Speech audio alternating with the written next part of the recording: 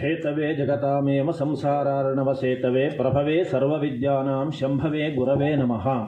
60 ವರ್ಷ ಪ್ರಾಪ್ತವಾದ ಈ ಶುಭ ಸಂದರ್ಭದಲ್ಲಿ ಶಾಂತಿಕಲ್ಪವು ವಿಧಾನ ಮಾಡಿದ ಉಗ್ರರಥ ಶಾಂತಿಯನ್ನು ಶಾಸ್ತ್ರೋಕ್ತ ವಿಧಾನದಿಂದ ನೆರವೇರಿಸಿ ಅದರ ಸಾಂಗತೆಗಾಗಿ ದಕ್ಷಿಣಾದಾನವನ್ನು ಮಾಡಿ ವೈದಿಕರಾದ ನಮ್ಮ ಎದುರುಗಡೆ ಅತಿ ಸ್ಪಷ್ಟವಾದ ಅಷ್ಟೇ ಭಾವುಕವಾದಂತಹ ಮಾತುಗಳ ಮೂಲಕ ಪ್ರಾರ್ಥನೆಯನ್ನು ಸಲ್ಲಿಸಿಕೊಂಡಿದ್ದೀರಿ. ಈ ಅನುಷ್ಠಾನದ ಕೊನೆಯಲ್ಲಿ ನಿಮ್ಮ ಘನತೆಗೆ ತಕ್ಕುದಾಗಿ ನಡೆದಂತಹ ಈ ದಾನಮಾನಾದಿ ಎಲ್ಲ ವ್ಯವಸ್ಥೆಗಳಿಂದ ಸಂತುಷ್ಟರಾದ ವೈದಿಕರಾದ ನಾವು ಶಾಂತ್ಯುಕ್ತ ದೇವತೆಗಳ ಪೂರ್ಣವಾದಂತಹ ಅನುಗ್ರಹದಿಂದ ದಂಪತಿಗಳಿರುವರು ಆರೋಗ್ಯದಿಂದ ಕೂಡಿದ ದೀರ್ಘಾಯುಷ್ಯವನ್ನು ಪಡೆದುಕೊಳ್ಳುವಂತಾಗಲಿ ಎನ್ನುವುದಾಗಿ ಆಶೀರ್ವಾದದ ಮಾತನ್ನು ಹೇಳ್ತೇವೆ. ಬಹುಶಃ ಇಲ್ಲಿ ಕುಳಿತವರಿಗೆ ಒಂದು ಕುತೂಹಲ ಇರಬಹುದು, ಅಥವಾ ನನಗೇ ಒಂದು ಕುತೂಹಲ ನೀವು ಪ್ರಾರ್ಥನೆಗೆ ನಿಂತಾಗ ಕಾಣ್ತಾ ಇತ್ತು. ಇಷ್ಟು ದಿವಸ ಏನಿದ್ರೂ ಸಹಿತ ಅವರು ನಮ್ಮ ಸಾಲಲ್ಲೇ ಕೂತ್ಕೊಂಡು ಹೇಳುವವರಾಗಿದ್ದರು. ಇವತ್ತು ಹಾಗಲ್ಲ. ಇವತ್ತು ಅವರು ಹೇಳಿ ಕುಳಿತು ಬಿಟ್ಟಿದ್ದಾರೆ ಎದುರುಗಡೆ. ಅವರು ಎದುರುಗಡೆ ಕುಳಿತ ಮೇಲೆ ಅವರು ಹೇಳಿದ್ದಕ್ಕಾಗಿ ನಾನು ಹೇಳಬೇಕಾಗಿದೆ. ನಿಮಗೆ ಇಲ್ಲಿದ್ದವರಿಗೆ ಅನೇಕರಿಗೆ ಪರಿಚಯ ಇರಬಹುದು. ನಾನು ಈ ಕ್ಷೇತ್ರಕ್ಕೆ ಬರುವಾಗ ಇವರಿಬ್ಬರು ಪ್ರಚಿತ ಯಶಸ್ಕರು, ಈಗಾಗಲೇ ಸಮಾಜದಲ್ಲಿ ಸಿದ್ಧವಾದಂತಹ ವೇದಿಕೆಯನ್ನು ನಿರ್ಮಾಣ ಮಾಡಿಕೊಂಡು ಪ್ರಸಿದ್ಧರಾದವರು. ಚಂದ್ರಶೇಖರ ಭಟ್ರು ಹೇಳಿದಂತೆ ಸ್ವರ್ಣವಲ್ಲಿ ಸ್ವಾಮಿಗಳು ನೀರು ಗಾಳಿ ಸೇರಿದಂತೆ ಅಂತ ಹೇಳ್ತಿದ್ರು ಅಂತ. ಆದ್ರೆ ನನಗೆ ಅವ್ರು ಈಗ ಹೇಳಿದ ಮೇಲೆ ಈಗ ನನಗೆ ಅನಿಸ್ತಾ ಇದೆ, ನೀರು ಗಾಳಿ ಸೇರಿದ್ದ ಹೌದು, ಅದು ನೀರು ಪ್ರವಾಹದ ನೀರು ಅಲ್ಲ, ಗಾಳಿ ಚಂಡಮಾರುತವೂ ಅಲ್ಲ. ಹಾಗಾಗಿ ಕಿರಿದಾದ ಬಳ್ಳಿಯು ಇವತ್ತಿನವರಿಗೆ ಬೆಳೆದುಕೊಂಡು ಬಂತು ಅಂತ, ಈ ಪ್ರವಾಹ ಮತ್ತು ನೀರಿನ ನಡುವೆಯೂ ಅಂತ. ಈ ಮಾತನ್ನ ಹೇಳಲಿಕ್ಕೆ ಒಂದು ಕಾರಣ ಇದೆ. ಕಾರಣ ಯಾಕಿದೆ ಅಂತ ಕೇಳಿದರೆ, ಅವರಿರುವರ ಹಿರಿಯದಾದಂತಹ ಭೂಮಿಕೆಯ ಜೊತೆಯಲ್ಲಿ ನಾನು ವೈದಿಕ ವೃತ್ತಿಯನ್ನು ಆರಂಭಿಸಿದವ. ಯಾವುದೇ ಸಭೆಯಲ್ಲಿ ಅವರಿಬ್ಬರು ಮಾತನಾಡಾದ್ಮೇಲೆ ನಾನು ಮಾತನಾಡೋದಾಗಿತ್ತು. ಅದು ನನಗೆ ಒಂದೇ ದೃಷ್ಟಿಯಲ್ಲಿ ಕಷ್ಟ ಅಂತ ಅನಿಸಿದ್ರೂ ಸಹಿತ ನನ್ನ ವೈಯಕ್ತಿಕ ಬದುಕಿಗೆ ಅದು ಗೆಲುವಾಗಿ ಪರಿಣಮಿಸಿತು. ಅದು ನನಗೆ ಮಾತ್ರ ಗೊತ್ತಿದೆ. ಇವತ್ತೂ ಸಹಿತ ಅವರಿಬ್ಬರಾದ್ಮೇಲೆ ನಾನು ಮಾತನಾಡಬೇಕಾಗಿದೆ. ಆ ಸಂದರ್ಭವನ್ನು ಮಾತನಾಡ್ತಾ ಇರುವಾಗ ಅವರು 60 ವರ್ಷ ಹೊಂದಿದರು. ಅಪ್ಪನಿಗೆ 60 ಆಗ್ತದೆ ಗಣಪತಿ ಭಟ್ರೆ, ಆ ತಾರೀಕಿನ ಗುರುತಾಕಿಟ್ಕೊಳ್ಳಿ ಅಂತ ಅಪ್ಪನಿಗಿಂತ ಮೊದಲು ನನಗೆ ಹೇಳಿದ್ದ ಕುಮಾರ ಸುಪ್ರತೀಕ. ಆಗ ವಿಶ್ವನಾಥ ಭಟ್ರಿಗೆ 60 ವರ್ಷದ ಶಾಂತಿ ಎಂದ ತಕ್ಷಣ ನನ್ನ ಮನಸ್ಸಿನ ಚಿತ್ರಣ ಹೋಗಿದ್ದು ತುಂಬ ವರ್ಷಗಳ ಹಿಂದೆ. ನಾನು ಅವರು ಮೊದಲು ನೋಡಿದ್ದು, ನಾನು ರೇವಣಕಟ್ಟೆಯ ಪಾಠಶಾಲೆಗೆ ಮೊದಲು ವಿದ್ಯಾರ್ಥಿಯಾಗಿ ಬಂದಂತಹ ಕೆಲವೇ ತಿಂಗಳಲ್ಲಿ ಆಗ ರಾಮ ಮಂದಿರ ಕಟ್ಟಬೇಕು ಅಂತ ರಾಮನ ಇಟ್ಟಿಗೆಯ ಯಾತ್ರೆ ಸುತ್ತಲೂ ನಡೆಯುತ್ತಿತ್ತು ದೇಶದಾದ್ಯಂತ. ಆ ವರ್ಷ ಆ ತಿಂಗಳಲ್ಲಿ ಅದು ರೇವಣಕಟ್ಟೆಯ ದೇವಸ್ಥಾನಕ್ಕೆ ಬಂದಿತ್ತು. ವಿಶೇಷವಾದ ಭಜನೆ ಕಾರ್ಯಕ್ರಮ ಇತ್ತು, ಜೊತೆಯಲ್ಲಿ ಇವರ ಉಪನ್ಯಾಸ ಇತ್ತು. ಅವತ್ತು ನಾನು ಮೊದಲನೇ ಸಾರಿ ವಿಶ್ವನಾಥ ಭಟ್ರನ್ನು ನೋಡಿದ್ದು. ಅವತ್ತು ಮಾಡಿದ ಉಪನ್ಯಾಸದ ಹಲವು ಸಂಗತಿಗಳು ಆ ಕಾಲದಿಂದ ನನಗೆ ಈಗ ಹಂಬಲು ಮಾಡಿಕೊಟ್ರು. ನಾನು ಹೇಳ್ತೇನೆ, ನೀವು ಅವತ್ತು ಏನು ಹೇಳಿದ್ರಿ ಅಂತ. ಅಷ್ಟು ಹಂಬಲು ಯಾಕೆ ಇಟ್ಕೊಂಡೆ ಅಂತ ಕೇಳಿದ್ರೆ, ನನಗೆ ಅವತ್ತೇ ಒಂದು ಆಸೆ ಚಿಗುರಿದ್ದು, ನಾನು ಒಬ್ಬ ವೈದಿಕರಾದರೆ ಹೀಗೆ ಮಾತನಾಡುವ ಆಗಬೇಕು ಅಂತ. ಹಾಗಾಗಿ ನನ್ನಲ್ಲಿ ವೈದಿಕನಾಗಿ ಒಬ್ಬ ವಾಗ್ಮಿ ಆಗಲಿಕ್ಕೆ ಆಸೆ ಹುಟ್ಟಿಸಿದ ನಿಜವಾದಂತಹ ವ್ಯಕ್ತಿ ವೈದಿಕದಲ್ಲಿದ್ದರೆ ಅದು ನೀವು. ಅದನ್ನು ನಾನು ಯಾವತ್ತೂ ಹೇಳ್ತಾನೆ ಇರ್ತೇನೆ. ಅವತ್ತು ಒಂದು ಆಸೆ ಹುಟ್ಟಿತು. ಅಯ್ಯೋ, ಇಷ್ಟು ವರ್ಷ ಆಗೋಯ್ತಲ್ಲ ಅಂತ ಆದಾಗ ಒಂದು ಸಮಾಧಾನ ಆಯ್ತು. ಏನೋ ವಿಶ್ವನಾಥ ಭಟ್ರಿಗೆ 60 ವರ್ಷದ ಶಾಂತಿ ಮಾಡಿಸ್ಕೊಳ್ಳೋ ಹೊತ್ತಿಗೆ ಸುಪ್ರೀಂ ಕೋರ್ಟ್ನಲ್ಲಿ ರಾಮ ಮಂದಿರ ಕಟ್ಟಬೇಕು ಅಂತಲೂ ನಿರ್ಣಯ ಆಯ್ತಲ್ಲ. ಆದ್ದರಿಂದ ಇದು ಒಂದು ಒಳ್ಳೆಯ ಸಂದರ್ಭ ಬಂತು ಅಂತ, ನನಗೂ ಒಂದು ವಿಶೇಷವಾದ ಸಂದರ್ಭ ಅಂತ ನನಗೆ ನೆನಪಿಗೆ ಬಂತು ಇದು. ಹಾಗೆ 60 ವರ್ಷಕ್ಕೆ ಪ್ರಾಪ್ತವಾದಂತಹ ಅವರ ಬದುಕಿನ ನೋವು ನಲಿವುಗಳನ್ನು ಅವರು ಇಲ್ಲಿ ಹಂಚಿಕೊಂಡರು. ನಾನು ನಿಮ್ಮ ಕುಟುಂಬಕ್ಕೆ ಬರುತ್ತಿರುವಂತಹ ಕಾಲದಿಂದ ಆಲೋಚನೆ ಮಾಡಿ ನೋಡಿದರೆ, ನಿಮಗೆ ಅಜ್ಜನಾದ ನಾರಾಯಣ ಭಟ್ರು ನನಗೆ ಹಿರಿಯಜ್ಜನಂತೆ ಇದ್ರು. ಅವರ ಜೊತೆಯಲ್ಲಿ ಅಷ್ಟೇ ಗೌರವದ ಸಂಬಂಧ. ನಿಮ್ಮ ತಂದೆಯಾದಂತಹ ದಿವಂಗತ ವೆಂಕಟರಮಣ ಭಟ್ರ ಜೊತೆಯಲ್ಲಿ ಅಷ್ಟೇ ಆತ್ಮೀಯವಾದ ಬಂಧುತ್ವ. ನಿಮ್ಮ ಜೊತೆಯಲ್ಲಿ ವೈದಿಕ ವೃತ್ತಿಯಲ್ಲಿ ತಾದಾತ್ಮ್ಯ ರೂಪವಾದಂತಹ ಸಂಬಂಧ. ನಿಮ್ಮ ಮಗನಾದ ಸುಪ್ರತೀಕನಿಗೆ ಗದರಿಸಿ ಹೇಳುವಷ್ಟು ಸ್ವಾತಂತ್ರ್ಯ, ಅವನ ಮಗನಾದಂತಹ ವಿಧುವಿಗೆ ವಾತ್ಸಲ್ಯದಿಂದ ಆಶೀರ್ವಾದ ಮಾಡುವಷ್ಟು ಅರ್ಹತೆ. ಇಷ್ಟನ್ನು ನಾನು ನಿಮ್ಮ ಕುಟುಂಬದ ಜೊತೆಯಲ್ಲಿ ಒಂದು ಸಂಬಂಧವನ್ನು ಇಟ್ಟುಕೊಂಡಂತಹ ವ್ಯಕ್ತಿ. ಈ ಸಂಬಂಧವನ್ನು ಇಟ್ಟುಕೊಂಡ ವ್ಯಕ್ತಿಯಾದ ನನಗೆ ಇವತ್ತು ಇದು ಆಶೀರ್ವಾದ ಎನ್ನುವುದಕ್ಕಿಂತ ಒಂದು ಆಶಯ ಏನು ಗೊತ್ತಾ? ನಿಮ್ಮ ಅಜ್ಜ ನಾಣು ಭಟ್ರು ಮರಿಮಗನನ್ನು ಕಂಡಿದ್ರಲ್ವ, ಹಾಗೆಯೇ ನೀವು ಮರಿಮಗನನ್ನು ಕಾಣುವಷ್ಟು ಕಾಲ ಚೆನ್ನಾಗಿ ಬದುಕಬೇಕು. ಇದು ನಮ್ಮ ಆಶಯ. ಭಟ್ರೆ, ನಿಮ್ಮ ಕುಟುಂಬಕ್ಕೆ ಸಿಕ್ಕಿರುವುದು ಹಲವು ಸಂಗತಿಗಳು, ಭಾಗ್ಯ. ಇದು ಎಲ್ಲರಿಗೂ ಪಡೆದುಕೊಂಡು ಬರಲಿಕ್ಕೆ ಆಗೋದಿಲ್ಲ. ಕೆಲವೇ ಕುಟುಂಬಕ್ಕೆ ಸಿಗುವಂತಹ ಭಾಗ್ಯಗಳು ಅಂತ ಅರ್ಥ. 3 ತಲೆಮಾರು 4 ತಲೆಮಾರಿನ ಜನಾಂಗ ಒಂದು ಕಾಲದಲ್ಲಿ ಒಂದು ಪ್ರದೇಶದಲ್ಲಿ ಬದುಕುತ್ತವೆ, ಅಷ್ಟು ಆಯುಷ್ಯವನ್ನು ಪಡೆದುಕೊಳ್ತವೆ ಅಂದರೆ ಆಲೋಚನೆ ಮಾಡಿ ನೋಡಿ. ಅದೆಷ್ಟೋ ಜೀವಗಳು ಗರ್ಭದಲ್ಲೇ ಕಮರಿ ಹೋಗ್ತವೆ, ಅದೆಷ್ಟೋ ಜೀವಗಳು ತಾಯಿ ಗರ್ಭದಿಂದ ಹೊರಗೆ ಬಂದ ಮೇಲೂ ಸಹಿತ ಯಾವುದೋ ರೋಗ ರುಜಿನದಿಂದ ಕನಸನ್ನು ಕಾಣುತ್ತಿರುವಾಗಲೇ ಇಹಲೋಕದ ಯಾತ್ರೆಯನ್ನು ಮುಗಿಸಿ ಹೋಗಿಬಿಡ್ತವೆ. ಹೀಗೆ ಕ್ಷಣ ಕ್ಷಣಕ್ಕೂ ಮೃತ್ಯುವಿನ ತಾಂಡವ ಎನ್ನುವುದು ಸಂಸಾರದಲ್ಲಿ ನಡೆಯುತ್ತಿರುವಂತಹ ಕ್ಷಣದಲ್ಲೂ ಸಹಿತ ಒಬ್ಬ ವ್ಯಕ್ತಿ 50-60 ವರ್ಷ ಬದುಕ್ತಾನೆ, ಅವನಿಗೆ ಅಪ್ಪ ಇದ್ದಾನೆ, ಅಜ್ಜ ಇದ್ದಾನೆ, ಮುತ್ತಜ್ಜನಿದ್ದಾನೆ ಎನ್ನುವಂತಹ ಕಾಲವನ್ನು ಕಾಣುವಂತಹ ಒಂದು ಸೌಭಾಗ್ಯ ದೊರಕೋದಿದೆಯಲ್ಲ, ಅದು ಎಲ್ಲರ ಪಾಲಿಗೆ ಅಲ್ಲ. ಇದು ಒಂದೇ ಅಲ್ಲ ನಿಮ್ಮ ವ್ಯಕ್ತಿತ್ವದ ಘನತೆ. ನೀವು ಅದನ್ನು ಹೇಳದೇ ಇರಬಹುದು, ಆದರೆ ನಾನು ಹೇಳಲೇಬೇಕು. ಶಾರದಕ್ಕನ ಹೊಟ್ಟೆಯಲ್ಲಿ ಹುಟ್ಟಿ ನೀವು ಶಾರದಾ ಪೀಠದ ಯತಿಗಳ ಪೂರ್ಣಾನುಗ್ರಹ ಪಡೆದುಕೊಳ್ಳುವಷ್ಟು ದೊಡ್ಡದಾಗಿ ಬೆಳೆದರಿ. ವಿಧುಶೇಖರ ಭಾರತೀ ಸ್ವಾಮಿಗಳ ಆಶೀರ್ವಾದವನ್ನು ಪಡೆಯುವ ಜೊತೆಯಲ್ಲಿ ಮಗನಾದ ವಿಧುವನ್ನು ಕಾಣುವಂತಹ ಭಾಗ್ಯವನ್ನು ಪಡೆದುಕೊಂಡ್ರಿ. ಇದು ಎಲ್ಲವರಿಗೂ ಸಿಗುವಂತಹದ್ದಲ್ಲ. ಆ ವಿಷಯದಲ್ಲಿ ನನಗೆ ಅಸೂಯೆ ಇಲ್ಲ, ಹೆಮ್ಮೆ ಇದೆ ಅಂತ. ಅಂತಹ ವ್ಯಕ್ತಿಗಳ ಜೊತೆಯಲ್ಲಿ ವೈದಿಕದಲ್ಲಿ ನಾನು ಆತ್ಮೀಯನಾಗಿದ್ದೇನಲ್ಲ ಅಂತ ನನಗೂ ಪಡೆಯಬೇಕು ಎನ್ನುವಂತಹ ಅಪೇಕ್ಷೆ ಇದೆ ಅಂತಲೂ ಅರ್ಥ. ಯೋಗ್ಯರಾದ ವ್ಯಕ್ತಿಗಳಿಗೆ ಯೋಗ್ಯ ಕಾಲದಲ್ಲಿ ಯೋಗ್ಯವಾದದ್ದು ಸಿಕ್ಕಿದೆ ಎನ್ನುವಂತಹ ದೊಡ್ಡದಾದಂತಹ ಸಂತೋಷ ಇದೆ. ಆದ್ದರಿಂದ ನಿಮ್ಮ ಬದುಕು ಈ 60 ವರ್ಷಗಳಲ್ಲಿ ಒಂದು ಒಳ್ಳೆಯದಾದಂತಹ ಗೃಹಸ್ಥ ಜೀವನಕ್ಕೆ ಏನೆಲ್ಲ ಬೇಕು, ಒಂದು ವೈದಿಕ ಪರಂಪರೆಯಲ್ಲಿ ಬಂದಂತಹ ವೈದಿಕನೋರ್ವರಿಗೆ ಏನೆಲ್ಲ ಸಿಗಬೇಕೋ ಅದೆಲ್ಲವೂ ಸಿಗುತ್ತಾ ಬಂದಿದೆ. ಮಧ್ಯದಲ್ಲಿ ಬರುವಂತಹದ್ದು ಅಥವಾ ನಲಿವಿನ ಜೊತೆಯಲ್ಲಿ ನೋವು ಎನ್ನುವಂತಹದ್ದು ಅದು ಸಾಂಸಾರಿಕವಾಗಿ ಇರುವಂತಹ ಒಂದು ವ್ಯವಸ್ಥೆ ಅಂತಲೇ ಅರ್ಥ. ಅದೊಂದನ್ನು ಪ್ರತಿಯೊಬ್ಬ ಅನುಭವಿಸಬೇಕು. ಹೀಗೆ ಬಾಲ್ಯದ ಬಯಲನ್ನ ದಾಟಿ ಪ್ರಾಯದ ಪಟ್ಟವನ್ನೇರಿ ವೃದ್ಧಾಪ್ಯದ ಘಟ್ಟಕ್ಕೆ ಬಂದರಿ ನೀವು. 60 ವರ್ಷ ಆಯಿತು. ಈ 60 ವರ್ಷ ಆಯಿತು ಅಂದ್ರೆ 59ಕ್ಕಾಗದು ಇದ್ದಿದ್ದು 60ಕ್ಕೆ ಏನಾಯ್ತಪ್ಪ ಹಾಗಿದ್ದೆ ಅಂತ ಒಂದು ಆಲೋಚನೆ ಬರ್ತದೆ ಅಲ್ವಾ. ಆ 60ರ ಈ ಘಟ್ಟವನ್ನ ಇದು ಶಾಂತಿ ಕಲ್ಪಕ್ಕೆ ಯೋಗ್ಯವಾದ ಸಮಯ ಅಂತ ಗುರುತಿಸುವಾಗ ಹಿರಿಯರದ್ದೊಂದು ಆಲೋಚನೆ ಇತ್ತು. 60 ವರ್ಷ ಬದುಕಿದ ಅವ ಧನ್ಯ ಜೀವಿ, 70 ವರ್ಷ ಬದುಕಿದ ಅವ ಕೃತಾರ್ಥ ಜೀವಿ, 80 ವರ್ಷ ಬದುಕಿದ ಅವ ದುರ್ಲಭ ಜೀವಿ.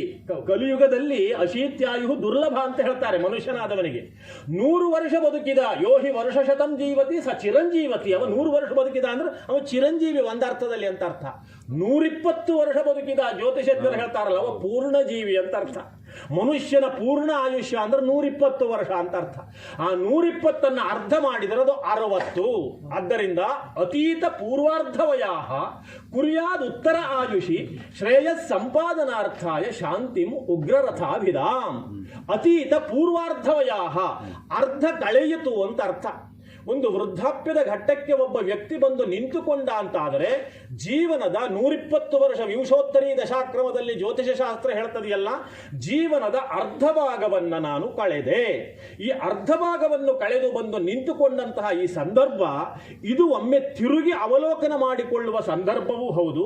ಇನ್ನು ಮುಂದೆ ನೀವೇ ಪ್ರಶ್ನಿಸಿಕೊಂಡಂತೆ ಇನ್ನು ಹೇಗೆ ಬದುಕಬೇಕು, ಯಾಕೆ ಬದುಕಬೇಕು ಎನ್ನುವಂತಹ ಜಿಜ್ಞಾಸೆಯನ್ನು ನಮ್ಮಲ್ಲಿ ಹುಟ್ಟಿಸಿಕೊಳ್ಳುವ ಕ್ಷಣವೂ ಹೌದು. ಆದ್ದರಿಂದ ಇಂತಹ ಘಟ್ಟಕ್ಕೆ ಬಂದಂತಹ ವ್ಯಕ್ತಿ ಉಗ್ರರಥ ಶಾಂತಿ ಎನ್ನುವ ಕಲ್ಪದ ಅಡಿಯಲ್ಲಿ ನಿಂತುಕೊಂಡು ಈ ವ್ಯವಸ್ಥೆಯನ್ನ ಮಾಡಿಕೊಳ್ಳಲಿ ಎನ್ನುವಂತಹ ಹಿರಿಯರ ಕಲ್ಪನೆ ಇದೆಯಲ್ಲ, ಅದು ನಿಜವಾಗಿ ಮನುಷ್ಯನ ಜೀವನದ ಘನತೆಯನ್ನು ಅರ್ಥ ಮಾಡಿಕೊಂಡಂತಹ ಋಷಿಗಳ ದೊಡ್ಡದಾದಂತಹ ವಿಜ್ಞಾನ ಅಂತ ಅರ್ಥ. ನಾನು ವೃದ್ಧಾಪ್ಯಕ್ಕೆ ಲಕ್ಷಣ ಹೇಳುವಾಗ ಇದು ಯಾವುದೇ ಪುಸ್ತಕದಲ್ಲಿ ಸಿಗೋದಿಲ್ಲ ಅಥವಾ ಋಷಿಗಳು ಹೇಳಿದ್ವು ಅಂತ ಭ್ರಮೆಯೂ ಬೇಡ. ನಾನು ಒಂದು ಲಕ್ಷಣ ಮಾಡಿಟ್ಟುಕೊಂಡಿದ್ದೇನೆ. ಏನು ಗೊತ್ತಾ? ಈಗ ಬಾಲ್ಯ ಅಂದ್ರೆ ಅರ್ಥ ಏನು ಅಂತ ಕೇಳಿದ್ರೆ ಬ್ಯಾರೆಯವರು ನಮ್ಮ ನೋಡೋದು ಅಂತ ಅರ್ಥ. ಈ ಸಣ್ಣ ಮಕ್ಕಳನ್ನ ಹಾಗೆ ಕುತೂಹಲದಿಂದ ನೋಡ್ತವೆ, ಇವ್ ಯಾರ ಮಗ ಅಲ್ವಾ, ನೋಡ್ತವೆ ಇದು ಯಾರ ಮಗಳು ಅಂತ. ಬೇರೆಯವರು ನಮ್ಮನ್ನ ನೋಡಿದ್ರೆ ಅದು ನಮ್ಮ ಬಾಲ್ಯ, ನಾವಿದ್ದು ಬೇರೆಯವರನ್ನ ನೋಡೋದು ಅದು ನಮ್ಮ ಪ್ರಾಯ. ಇದು ಎಲ್ಲರಿಗೂ ಅರ್ಥ ಆಗ್ತದೆ ಅಲ್ವಾ. ಇದು ಎರಡಾಯ್ತು. ವೃದ್ಧಾಪ್ಯ ಅಂದ್ರೆ ನಮ್ಮನ್ನ ಬೇರೆಯವರು ನೋಡೋದು ಅಲ್ಲ, ನಾವಿದ್ದು ಬೇರೆಯವರು ನೋಡೋದು ಅಲ್ಲ, ನಮ್ಮನ್ನ ನಾವೇ ನೋಡಿಕೊಳ್ಳೋದು ಅಂತ ಅರ್ಥ. ಇದು ನಿಜವಾದ ವೃದ್ಧಾಪ್ಯದ ಲಕ್ಷಣ ಅಂತ ಅರ್ಥ. ವೇದಾಂತದಲ್ಲಿ ಕಠೋಪನಿಷತ್ತಿನಲ್ಲಿ ಶಾಂತಿ ಯಾರಿಗೆ ಸಿಗ್ತದೆ ಅಂತ ಹೇಳುವಾಗ ಭಗವದ್ಗೀತೆಗಿಂತ ಒಂದು ಹೆಜ್ಜೆ ಮುಂದೆ ಹೋಗ್ತಾನೆ ನಾನು. ಯಾರಿಗೆ ಸಿಗ್ತದೆ ಅಂತ ಕೇಳಿದ್ರೆ ಆತ್ಮಸ್ಥಂ ಏನು ಪಶ್ಯಂತಿ ಧೀರಾಹ ತೇಷಾಂ ಶಾಂತಿ ಶಾಶ್ವತಿ ನೇತರೇಶಾಂ. ತನ್ನೊಳಗಿರುವಂತಹ ಪರಮ ಚೈತನ್ಯವನ್ನ ಯಾರು ಅರ್ಥ ಮಾಡಿಕೊಳ್ತಾರೋ ಅವರನ್ನೇ ಉಪನಿಷತ್ತು ಧೀರ ಅಂತ ಕರೆಯಿತು. ಅವನು ನಿಜವಾದ ಹೋರಾಟ ಮಾಡುವವ, ಅವನು ನಿಜವಾದ ಸಂಘರ್ಷವನ್ನು ಸಂಸಾರದಲ್ಲಿ ಮಾಡುವವ ಅಂತ ಅರ್ಥ. ಅಂಥವನಿಗೆ ಶಾಶ್ವತಿ ಶಾಂತಿ, ಅಂಥವನಿಗೆ ನಿರಂತರವಾಗಿ ಮನಸ್ಸನ್ನು ಸಮಾಧಾನದಲ್ಲಿ ಇಟ್ಟುಕೊಳ್ಳುವಂತಹ ಸೌಭಾಗ್ಯ ದೊರಕ್ತದೆ ಅಂತ ಅರ್ಥ. ಅದಕ್ಕಾಗಿಯೇ 60 ಅಂದರೆ ಎಲೆ ಮನುಷ್ಯ, ಇಷ್ಟು ದಿವಸದವರೆಗೆ ನೀನು ತಿರುಗಿ ನೋಡಿದೆ, ಇನ್ನು ನೀನು ಹಿಂತಿರುಗಿ ನೋಡು ಅಂತ. ತಿರುಗಿ ನೋಡುವುದು ಬೇಕು. ಆ ದೃಷ್ಟಿಯಲ್ಲಿ ನಾವು ನಮ್ಮಲ್ಲಿ ಮಾತನಾಡಿಕೊಳ್ಳುವಾಗ ವೈದಿಕದಲ್ಲಿ ನಾನು ನಮ್ಮ ವಿಶ್ವನಾಥ್ ಭಟ್ರನ್ನು ವೈದಿಕದಲ್ಲಿ ಅವರು VRL ಇದ್ದಂಗೆ ಅಂತ ಹೇಳ್ತಾರೆ ಅಲ್ವಾ. VRL ಸಂಸ್ಥೆ ಹೇಗೆ ಎಲ್ಲಾ ತುದಿಗೂ ತನ್ನ ಸೌಕರ್ಯವನ್ನ ಇಟ್ಟುಕೊಂಡು ಜನರಿಗೆ ಉಪಕಾರ ಮಾಡ್ತಾ ಇದೆಯೋ ಅವರು ಹಾಗೆ. ಅವರಷ್ಟು ಓಡಾಡಿದವರು ಈ ವೈದಿಕ ವೃತ್ತಿಯಲ್ಲಿ ಯಾರೂ ಇಲ್ಲ ಅಂತ. ಅದು ಬೇಕು ಮನುಷ್ಯನಿಗೆ ಒಂದು ಹಂತದಲ್ಲಿ, ಅದು ಬೇಕಾಗಿರುವಂತಹದ್ದೇ. ಸಾಧನಾ ಮಾರ್ಗದಲ್ಲಿ ಪ್ರತಿಯೊಬ್ಬ ವ್ಯಕ್ತಿಗೂ ಅದು ಬೇಕಾಗಿರುವಂತಹ ವ್ಯವಸ್ಥೆ. ಆದರೆ ಅದರ ಜೊತೆಯಲ್ಲಿ ನಮ್ಮ ಬದುಕನ್ನು ನಾವು ಹಿಂತಿರುಗಿ ನೋಡುವಂತಹ ವ್ಯವಸ್ಥೆಯನ್ನು ಕಲ್ಪಿಸಿಕೊಳ್ಳೋದು ಇದೆಯಲ್ಲ, ಅದು ಈ ಸಂಸಾರದಲ್ಲಿ ಸುಲಭವಾದ ಸಂಗತಿ ಅಲ್ಲ. ಕಾರಣ ನಾವೇ ನಮ್ಮಲ್ಲಿ ಮಾತನಾಡಿಕೊಳ್ಳುವಾಗ ಎಷ್ಟೋ ದಿವಸ ಹೇಳಿದ್ದುಂಟು. ಏನು ಗೊತ್ತಾ, ಇಲ್ಲಿ ಅನುಭವಕ್ಕಿಂತ ಆಕರ್ಷಣೆಯೇ ಗೆಲ್ಲೋದು ಹೆಚ್ಚು, ಅನುಭವ ಗೆಲ್ಲೋದು ಕಡಿಮೆ. ಮನುಷ್ಯನ ಬದುಕನ್ನೇ ಅಧ್ಯಯನ ಮಾಡಿಕೊಂಡು ನಮ್ಮ ಬದುಕನ್ನೇ ಇಟ್ಟುಕೊಂಡ್ರು ಕಾಣ್ತದೆ. ಅನುಭವದಿಂದ ನಾವು ಪಾಠ ಕಲ್ತಿದ್ದೇವೆ ಅಂತ ನಮ್ಮ ಬದುಕಿನಲ್ಲೇ ದೃಷ್ಟಾಂತ ಇರೋದಿಲ್ಲ ಅಂತ. ಯಾಕೆ? ಇಲ್ಲಿ ಅನುಭವವನ್ನ ಮೀರಿ ಸಂಸಾರದ ಆಕರ್ಷಣೆ ಕೆಲಸ ಮಾಡ್ತಾ ಇರ್ತದೆ ಅಂತ. ಒಮ್ಮೆ ಯಾವುದೋ ಒಂದು ಹಳೆ ಕತೆ, ಬಹಳ ಹಳೆ ಕತೆ, 4ನೇ ಮದುವೆ ಆಗ್ಲಿಕ್ಕೆ ಹೊರಟಾಗ ಊರವರಿಗೆ ತಲೆ ಕೆಟ್ಟೋಗಿತ್ತಂತೆ. ಇವನು ಮದುವೆ ಸಂವರಿಸೋದ್ರಲ್ಲೇ ನಮ್ಮ ಆಯುಷ್ಯ ಎಲ್ಲ ಹರಣ ಆಗ್ತಾ ಇದೆಯಲ್ಲ, 4ನೇ ಮದುವೆ ಮಾಡ್ಕೊಳ್ತಾ ಇದ್ದಾನೆ, ಇವನಿಗೆ ಏನಾದರೂ ಮಾಡಿ ಒಂದು ಎಚ್ಚರಿಕೆ ಕೊಡಬೇಕು, ಏನೋ ಸೂಚನೆ ಕೊಡಬೇಕು ಅಂತ ಅವರು ಒಂದು ಉಡುಗೆರೆಯನ್ನು ಮಾಡಬೇಕು ಅಂತ ಮಾಡಿದ್ರು. ಒಂದು ದೊಡ್ಡ ಪೆಟ್ಟಿಗೆಲ್ ಮತ್ತೇನೂ ಇಲ್ಲ, ಒಂದು ಚೀಟಿಯಲ್ಲಿ ಒಂದು ಸಾಲು ಬರೆದು ಆ ದೊಡ್ಡ ಪೆಟ್ಟಿಗೆ ಉಡುಗೆರೆ ಕೊಟ್ರಂತೆ. ಯಾವುದೋ ದೊಡ್ಡದಾದ ಉಡುಗೆರೆ ಅಂತ, ಉಡುಗೆರೆ ಎಲ್ಲ ನೋಡುವ ಸಂಭ್ರಮ ಇರ್ತದೆಯಲ್ಲ ಮದುವೆ ಮುಗಿದ ಮೇಲೆ, ಆ ಸಂಭ್ರಮದಲ್ಲಿ ತೆಗೆದು ನೋಡಿದ್ರೆ ಒಂದು ಚೀಟಿ ಇಟ್ಟಿದ್ರಂತೆ. ಏನು ಗೊತ್ತಾ, 4ನೇ ಮದುವೆ ಅನುಭವದ ಮೇಲೆ ಆಕರ್ಷಣೆಯ ವಿಜಯ ಅಂತ ಬರೆದಿಟ್ಟಿದ್ರಂತೆ. 3 ಮದುವೆ ಆದಾಗಲೇ ಬರಬೇಕಾಗಿತ್ತು ಅನುಭವ ಅಲ್ವಾ. ಇದನ್ನ ನನ್ನಟ್ಟು ಧೈರ್ಯದಲ್ಲಿ ಯಾರು ಹೇಳಲಿಕ್ಕೆ ಆಗೋದಿಲ್ಲ ಬಿಡಿ. ಮದುವೆಯಾದವ್ರು ಹೇಳೂ ಇಲ್ಲ, ಮದುವೆಯಾದವ್ರು ಇವತ್ತಿನವರೆಗೆ ಹೇಳೂ ಇಲ್ಲ ಅಲ್ವಾ. ಆದ್ದರಿಂದ ಆಕರ್ಷಣೆಯ ಮೇಲೆ ಅನುಭವದ ಗೆಲುವಾಗುವುದಿದೆಯಲ್ಲ, ಅದು ಸಂಸಾರದ ನಿಯಮ ಅಂತ ಅರ್ಥ. ಹಾಗಾಗಿ ಸಾಂಸಾರಿಕವಾದಂತಹ ಆಕರ್ಷಣೆಯಲ್ಲಿ ಮನುಷ್ಯನಿಗೆ ಎಚ್ಚರ ಇರೋದಿಲ್ಲ. ಮನುಷ್ಯ ಎಚ್ಚರ ತಪ್ಪಿದ ಅಂದರೆ ಅದೇ ದೊಡ್ಡ ಮೃತ್ಯು. ಉಪನಿಷತ್ತಿನಲ್ಲಿ ಸನತ್ಸುಜಾತೆಯ ಉಪದೇಶದಲ್ಲಿ ಬರ್ತದೆ, ಪ್ರಮಾದಂ ವೈ ಮೃತ್ಯು ಮಹಂ ಬ್ರವೀಮಿ ಅಂತ. ಯಾವುದನ್ನ ನಾನು ಮೃತ್ಯು ಅಂತ ಕರೀತೇನೆ ಅಂತ ಸನತ್ಸುಜಾತರ ಧೃತರಾಷ್ಟ್ರನಿಗೆ ಉಪದೇಶ ಮಾಡುವಾಗ ಹೇಳ್ತಾರೆ ಅಂದ್ರೆ, ಪ್ರಮಾದ, ಎಚ್ಚರ ತಪ್ಪುವಿಕೆ ಅಂತ ಅರ್ಥ. ಮನುಷ್ಯ ಎಚ್ಚರ ತಪ್ಪಿ ಬದುಕಿದ ಅಂತ ಆದ್ರೆ ಅವ ಮೃತ್ಯುವಿನಲ್ಲೇ ಇದ್ದಾನೆ ಅಂತ ಅರ್ಥ, ಅವ ಜೀವನದಲ್ಲಿ ಇಲ್ಲ ಅಂತ ಅರ್ಥ. ಹಾಗಾಗಿ ಈ ಸಂಸಾರದಲ್ಲಿ ನಾವು ಎಚ್ಚರ ತಪ್ಪಿ ಬಿಡುತ್ತೇವೆ, ನಮ್ಮನ್ನ ಎಚ್ಚರಿಸಬೇಕಾಗಿದೆ. ಈ ಜಗತ್ತಿನಲ್ಲಿ ಯಾವುದಕ್ಕೆ ಎಚ್ಚರಗೊಳ್ಳದೆ ಹೋದರೂ ಸಾವಿಗೆ ಎಚ್ಚರಗೊಳ್ತಾರೆ ಅಲ್ವಾ. ಅದಕ್ಕಾಗಿ 60 ಬಂದಾಗ ಉಗ್ರರಥ ಎನ್ನುವ ಶಬ್ದವನ್ನಿಟ್ಟು ಷಷ್ಠಿತಮೇ ವತ್ಸರೆ ಪ್ರಾಪ್ತೆ ಆಚಾರ್ಯ ಬೋಧಾನ ಹೇಳುದು, ಉಗ್ರರಥೋ ನಾಮ ಮೃತ್ಯು ಪ್ರಾಪ್ನೋತಿ. ಉಗ್ರರಥ ಎನ್ನುವ ಮೃತ್ಯು ಬರ್ತದೆ ನಿನಗೆ ಅಂತ ಹೇಳಿದ್ರು. ಮೃತ್ಯು ಎಂದ ತಕ್ಷಣ ಮನುಷ್ಯನಿಗೆ ಒಂದು ಎಚ್ಚರ ಆಗ್ತದೆ, ಅದು ಈ ಜೀವನದ ನಿಯಮ. ಅದರಿಂದ ಮೃತ್ಯು ಎನ್ನುವುದನ್ನು ಯಾವಾಗ ಮನುಷ್ಯ ಎಚ್ಚರದ ಸಂಗತಿಯಾಗಿ ಸ್ವೀಕರಿಸ್ತಾನೋ ಆಗ ಬದುಕಿನಲ್ಲಿ ಒಂದು ಯೋಚನೆ, ಒಂದು ವಿಚಾರ ಎನ್ನುವುದು ಹೊರಟಲಿಕ್ಕೆ ಪ್ರಾರಂಭ ಆಗ್ತದೆ. ಅದೇ ಆಗಬೇಕಾದದ್ದು. ಯಾವುದೇ ಮಹಾಜ್ಞಾನಿಗಳಿಗೆ ಈ ಪ್ರಪಂಚದಲ್ಲಿ ಏನೋ ಅಲೌಕಿಕವಾದದ್ದು ಘಟಿಸಿ ಅವರು ಮಹಾಜ್ಞಾನಿಗಳೋ ಸಿದ್ಧ ಪುರುಷರೋ ಆದದ್ದಲ್ಲ.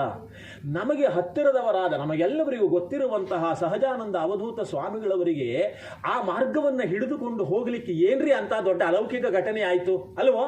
ಆಲೋಚನೆ ಮಾಡಿ, ಎಲ್ಲ ಕಡೆಗೆ ನಡೆಯುವುದೇ ಘಟಿಸಿತು, ಆದರೆ ಆ ಘಟನೆಯ ನಡುವೆ ಅವರಿಗೊಂದು ಅಲೌಕಿಕವಾದ ದೃಷ್ಟಿಕೋನ, ವಿಚಾರ ಎನ್ನುವುದು ಹುಟ್ಟಿಬಿಡ್ತು. ಹಾಗಾಗಿ ಅವರದನ್ನು ಸಾಮಾನ್ಯ ಸಂಗತಿ ಅಂತ ತಿಳ್ಕೊಳ್ಳಿಲ್ಲ. ಗೌತಮ ಬುದ್ಧನಿಗೆ ಸಿದ್ಧಾರ್ಥನಾಗಿರುವಾಗ ಅವನಿಗೆ ಏನ್ರಿ ಕಂಡಿದ್ದ? ಮುದುಕನನ್ನು ಕಂಡ, ಶವವನ್ನು ಕಂಡ, ವೃದ್ಧಾಪ್ಯದಲ್ಲಿ ಇಂಥದ್ದೇ ಸಾಮಾನ್ಯ ಘಟನೆ ನೋಡಿ ಇದು ಏನು ಹಾಗಿದ್ರೆ ಅಂತ ಕೇಳಿದ. ಇದು ಒಂದು ದಿವಸ ನಾನು ಹೀಗೆ ಆಗ್ತೇನೆ ಅಂತ ಅಂದ್ಕೊಂಡ. ಶವವನ್ನು ನೋಡಿದಾಗ ಯಾರು ಸತ್ತೋಜ್ವಳ ಅಂತ ನಾವು ಕೇಳಿ ವಾರ್ತೆ ಅಂತ ಮಾಡಿ ನಾವು ಮುಂದೆ ಹೋಗ್ತೇವೆ, ಬಿಟ್ಟರೆ ನಮಗಾಗ್ತದೆ. ಎಷ್ಟು ಶವ ನೋಡಲಿಲ್ಲ, ಎಷ್ಟು ಜನ ಮುದುಕರನ್ನು ನೋಡಲಿಲ್ಲ ಅಲ್ವ, ಎಷ್ಟು ಜನ ರೋಗಿಗಳನ್ನು ನೋಡಲಿಲ್ಲ. ಅವನಿಗಾಗಿಂತ ನಮಗೇನು ಬೇರೆ ಅನುಭವ ಆಗುವುದಿಲ್ಲ ಅಂತಿದೆಯೋ? ಇಲ್ಲ. ಪೀತ್ವಾ ಮೋಹಮಯಿ ಪ್ರಮಾದ ಮದಿರಾ ಮುನ್ಮತ್ತ ಭೂತಂ ಜಗತ್ತು. ಭರ್ತೃರು ಹೇಳಿದ್ನಲ್ಲ, ಮೋಹ ಎನ್ನುವ ಮದಿರಾಪಾನ ಮಾಡಿದಂತಹ ಈ ಜಗತ್ತು ಉನ್ಮತ್ತವಾಗಿದೆ, ಇದಕ್ಕೆ ಏನು ತಿಳಿತಾನೇ ಇಲ್ಲ ಅಂತ. ಅವರು ಯಾರು ಬದುಕಿನಲ್ಲೂ ಅಲೌಕಿಕವಾದ ಘಟನೆ ನಡೆಸಲಿಲ್ಲ, ಆದರೆ ಆ ಘಟನೆಯ ನಡುವೆ ಒಂದು ಅಲೌಕಿಕವಾದ ಸಂಗತಿಯನ್ನು ಅವರು ಪಡೆದುಕೊಂಡು ಬಿಟ್ಟರು. ಓ, ಸಂಸಾರದ ಸ್ಥಿತಿ ಅಂದರೆ ಇದೆ. ಅದಕ್ಕಾಗಿ ಪರೀಕ್ಷೆ ಲೋಕಾನ್ ಕರ್ಮಚಿತಾನ್ ಬ್ರಾಹ್ಮಣೋ ನಿರ್ವೇದ ಮಾಯಾತ್. ಈ ಪ್ರಪಂಚ ಇದೆಯಲ್ಲ ಅದು ಕರ್ಮಚಿತ ಅಂದ್ರೆ ಕರ್ಮದಿಂದಾಗಿ ಸಂಘಟನೆ ಆಗ್ತಾ ಇರೋದು. ಎಲ್ಲವೂ ಹಾಗೆ ಯಾವುದೋ ಒಂದು ಕರ್ಮದ ಪ್ರಭಾವದಿಂದಾಗಿ ಸಂಘಟಿಸುತ್ತಾ ಈ ಪ್ರಪಂಚ ನಿರ್ಮಾಣವಾಗಿರುತ್ತದೆ. ಯಾವುದೆಲ್ಲ ಕರ್ಮದಿಂದ ಸಂಘಟಿಸ್ತದೆಯೋ ಅದ ಎಲ್ಲವೂ ಅನಿತ್ಯವಾಗಿರ್ತದೆ ಅಂತಲೇ ಅರ್ಥ. ನೀವು ಮಾಡಿದ್ದು ಅದು ಎಷ್ಟು ಶ್ರೇಷ್ಠ ಕೆಲಸವೇ ಆಗಲಿ ಅದಕ್ಕೊಂದು ಅವಧಿ ಅಂತ ಇರ್ತದೆ ಅಲ್ವಾ. ಆ ಅವಧಿ ಮುಗಿದ ತಕ್ಷಣ ಅದು ತನ್ನ ಸ್ವರೂಪವನ್ನು ಕಳಚಿಕೊಳ್ತದೆ. ಆದ್ದರಿಂದ ಬ್ರಾಹ್ಮಣನಾದವ ಏನು ಮಾಡಬೇಕಂತೆ? ಲೋಕಾನ್ ಪರೀಕ್ಷೆ ಕರ್ಮ ಚಿತಾನ್. ಒಮ್ಮೆ ಲೋಕವನ್ನು ಪರೀಕ್ಷೆ ಮಾಡಿ ನೋಡು. ಬರೇ ಲೋಕದಿಂದ ನಿರೀಕ್ಷೆ ಮಾಡ್ತಾನೆ ಒಳಿಬೇಡ, ಲೋಕವನ್ನು ಪರೀಕ್ಷೆ ಮಾಡಬೇಕಾಗಿದೆ. ಬ್ರಾಹ್ಮಣ ನಿರ್ವೇದ ಮಾಯಾತ್. ಬ್ರಾಹ್ಮಣನಿಗೆ ವೈರಾಗ್ಯ ಬರ್ತದೆ ಅಂತ ಹೇಳಿಲ್ಲ, ವೈರಾಗ್ಯವನ್ನು ಹೊಂದಬೇಕು ಅಂತ ಹೇಳ್ತದೆ. ಎಷ್ಟೋ ಸಾರಿ ಏನಾಗ್ತದೆ, ನಮಗೆ ವೈರಾಗ್ಯ ಬರ್ತದೇನೋ ಅಂತ ಮದುವೆ ಆಗ್ತದೇನೋ ಅಂತ ಕಾಯ್ತಾ ಇದ್ದಂಗೆ ವೈರಾಗ್ಯಕ್ಕೂ ಕಾಯ್ತಾ ಇದ್ರಲ್ಲ, ಆಗುವುದಿಲ್ಲ ಅಂತ. ವೈರಾಗ್ಯ ಎನ್ನುವುದು ಮನುಷ್ಯನಿಗೆ ಅದು ವಿವೇಕದಿಂದ ಹುಟ್ಟಿದಾಗ ಮಾತ್ರ ಅದು ಸ್ಥಿರವಾದದ್ದು. ಈ ಮಧ್ಯಕಾಲದಲ್ಲಿ ಬರುವ ವೈರಾಗ್ಯ ಎಲ್ಲ ಇದೆಯಲ್ಲ, ಅದು ಸ್ಥಿರವಾದ ವೈರಾಗ್ಯವೇ ಅಲ್ಲ. ಹಾಗಾಗಿ ವೇದಾಂತ ಶಾಸ್ತ್ರ ವಿವೇಕದಿಂದ ಹುಟ್ಟಿದ ವೈರಾಗ್ಯಕ್ಕೆ ಮಾತ್ರ ಅದು ದೃಢವಾದ ವೈರಾಗ್ಯ ಅಂತ ಕರೀತು. ಅದು ನಿಜವಾಗಿ ಮನುಷ್ಯನ ಬದುಕಿನಲ್ಲೊಂದು ದೊಡ್ಡದಾದ ಪರಿವರ್ತನೆಯನ್ನು ಮಾಡ್ತದೆ ಅಂತ ಹೇಳಿತು. ಅಂತಹ ಒಂದು ವಿವೇಕದಿಂದ ಹುಟ್ಟುವ ವೈರಾಗ್ಯ ಇದೆಯಲ್ಲ, ಅದು ಬ್ರಾಹ್ಮಣ ಹೊಂದಬೇಕು. ಯಾವಾಗಲೂ ಆಗ್ತದೇನೋ ಅಂತ ಬರೇ ನಿರೀಕ್ಷೆ ಮಾಡ್ತಾ ಇರಬಾರದು. ಅದಕ್ಕಾಗಿ ಲೋಕವನ್ನ ಪರೀಕ್ಷೆ ಮಾಡಿ ಒಮ್ಮೆ ನೋಡಪ್ಪ, ಈ ಲೋಕ ಎನ್ನುವುದು ನೀನು ಯಾವುದನ್ನ ಇದು ಬಹಳ ಕಾಲ ಇರುವಂತಹದ್ದು, ಇದು ನನ್ನ ಬದುಕಿಗೆ ಸ್ಥಿರವಾಗಿ ಯಾವುದೋ ಅವಲಂಬನೆಯಾಗಿ ನಿಂತುಕೊಳ್ಳುವಂತಹದ್ದು ಅಂತ ತಿಳ್ಕೊಂಡಿರ್ತೀಯೋ, ಅದಕ್ಕೆ ತನ್ನ ಆಯುಷ್ಯವನ್ನ ನಿಯಮಿತವಾಗಿ ಸೃಷ್ಟಿಕರ್ತ ಮಾಡಿರುವಾಗ ಅದನ್ನು ಅವಲಂಬಿಸಿಕೊಂಡಂತಹ ನಿನ್ನ ಬದುಕು ಅದೆಷ್ಟು ಭದ್ರವಾಗಿರ್ಲಿಕ್ಕೆ ಸಾಧ್ಯ ಇದೆ. ಆದ್ದರಿಂದ ಈ ಒಂದು 60ರ ಘಟ್ಟದವರೆಗೆ ನೀನು ಪ್ರಪಂಚದ ಹಲವು ಅನುಭವವನ್ನ, ಹಲವು ಆಕರ್ಷಣೆಗಳ ಸೆಳೆತವನ್ನ ನೋಡಿ ಆಯಿತು, ಅನುಭವಿಸಿ ಆಯಿತು. ಇನ್ನು ಆ ಅನುಭವವನ್ನ ಮತ್ತೆ ಮತ್ತೆ ವಿಮರ್ಶಿಸಿಕೊಳ್ಳುತ್ತಾ, ಓ ನಾನು ಈ ಜಗತ್ತಿಗೆ ಬಂದ ಮೇಲೆ ಕೇವಲ ಇಷ್ಟನ್ನ ಮಾತ್ರ ಪಡೆದುಕೊಳ್ಳಲಿಕ್ಕೆ ಬಂದವನಲ್ಲ ಎನ್ನುವ ಆಲೋಚನೆಯನ್ನ ಮಾಡಲಿಕ್ಕೆ ಪ್ರಾರಂಭಿಸು. ನೀವಿವತ್ತು ಸೊಗಸಾಗಿ ಹೇಳಿದ್ರಲ್ಲ, ಇನ್ನೇನು ಮಾಡಬೇಕು, ಏನಪ್ಪ ಇದಕ್ಕೆ ಉದ್ದೇಶ ಅಂತ. ಈಗ ಒಂದು 15 ದಿವಸದ ಹಿಂದೆ ನಾನು ಮುರುಡೇಶ್ವರಕ್ಕೆ ಒಂದು ವೈದಿಕ ಕಾರ್ಯಕ್ರಮಕ್ಕೆ ಹೋದಾಗ ನಿಮಗೆಲ್ಲರಿಗಿಂತ ಹಿರಿಯ ವೈದಿಕರು ಸುಮ್ಮನೆ ತಟ್ಟನೆ ಏನೋ ಮಾತನಾಡ್ತಾ ಇದ್ದಾರೆ ಅಂತ ತಿಳ್ಕೊಳ್ಳುವ ಮೊದಲು ಒಂದು ಪ್ರಶ್ನೆ ಕೇಳ್ಬಿಟ್ರು ನನ್ನ ಹತ್ರ. ಗಪ್ಪತಿ ಭಟ್ರೆ, ಮನುಷ್ಯ ಜನ್ಮ ಯಾಕಾಗಿದ್ರ ಅಂತ ಕೇಳ್ಬಿಟ್ರು. ಅದ್ಭುತವಾದ ಪ್ರಶ್ನೆ ನೋಡಿ. ಮನುಷ್ಯ ಜನ್ಮ ಇರುವುದು ಯಾಕಾಗಪ್ಪ ಅಂತ ಇದು ಎಲ್ಲರೂ ಕೇಳಿಕೊಳ್ಳಬೇಕಾದಂತಹ ಪ್ರಶ್ನೆ. ವೇದವ್ಯಾಸರು ಒಂದು ಸುಂದರವಾದ ಮಾತನ್ನು ಹೇಳಿದರು. ದುರ್ಲಭಂ ಪ್ರಾಪ್ಯ ಮಾನುಷ್ಯಂ ಮೂಢೋ ನಾರ್ಚಯತೆ ಶಿವಂ ನಿಷ್ಫಲಂ ತಸ್ಯ ತಜ್ಜನ್ಮ ಮೋಕ್ಷಾರ್ಥಂ ನ ಭವೇದ್ಯತಃ. ದುರ್ಲಭವಾದಂತಹ ಮನುಷ್ಯ ಜನ್ಮವನ್ನು ಪಡೆದಂತಹ ಜೀವಿಯೊಂದು ಈಶ್ವರನ ಆರಾಧನೆ ಮಾಡಲಿಲ್ಲ ಅಂತ ಆದರೆ ಅದನ್ನು ನಿಷ್ಫಲ ಅಂತ ಕರೀರಿ ಅಂತ. ಅಂದರೆ ಯಾಕವರು ನಿಷ್ಫಲ ಅಂತ ಕರೀರಿ ಅಂತ ಹೇಳ್ತಾರೆ ಅಂದರೆ, ಮೋಕ್ಷಾರ್ಥಂ ನ ಭವೇದ್ಯತಃ. ಅದು ಮೋಕ್ಷಕ್ಕಾಗಿ ವಿನಿಯೋಗ ಆಗಲಿಲ್ವಲ್ಲ, ಉಳಿದದ್ದನ್ನೆಲ್ಲ ಸಾಧನೆ ಮಾಡಿಯೂ ಅದನ್ನು ಪಡೆದುಕೊಳ್ಳಿಲ್ಲ ಅಂತ ಆದರೆ ಆ ಜನ್ಮ ಅದು ನಿಷ್ಫಲ, ಅದನ್ನು ಸಾರ್ಥಕ ಅಂತ ವ್ಯಾಸರ ಕರೀತಾನೇ ಇಲ್ಲ. ಅಂದಾಗ ಈ ಜೀವನ ಎನ್ನುವಂತಹದ್ದು ನಿಜವಾಗಿ ಸಾರ್ಥಕವಾಗಬೇಕಾದದ್ದು, ಸಫಲವಾಗಬೇಕಾದದ್ದು ಯಾವಾಗ?